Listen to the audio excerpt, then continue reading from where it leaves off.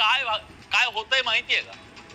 अनेक गैरसमजातून चुकीच्या शब्दांमधून जाती जातीची दरी वाढत चालली आहे.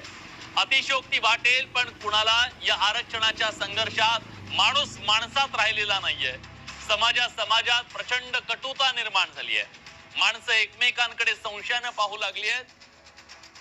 हे ऐकीव नाहीये, ही वस्तुस्थिती आहे.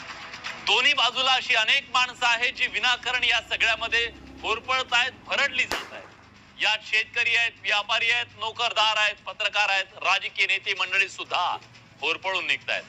एवढंच काय, शाळेतली नकळती पोरं सुद्धा जातीच्या विखाराचे बळी ठरतायत. हे सगळं महाराष्ट्राच्या हिताचं नाहीये.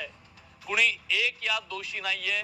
दोन्ही बाजूनी शब्दाचा जो मारा सुरू आहे त्यातून ही दरी वाढत चालली आहे. याचं भान सगळ्यांनी बाळगणं गरजेचं आहे. या सगळ्यात कुणाचं नेतृत्व उभं राहत असेल, कुणाला राजकीय फायदा होत असेल, कुणाचे स्कोर सेट होत असतील, पण सामान्य माणूस मात्र गोंधळून गेलाय. घराला घर, दाराला दार आणि भिंतीला भिंत असं गावगाड्यातलं नातं दुभंगतंय. हे सांधलं जावं यासाठी प्रयत्न होताना दिसत नाहीयेत. जे होत आहे ते तोकडे आहेत आणि बाकीचे फाटक्यात पाय घालून ते अधिक फाडण्याचा प्रयत्न करतात.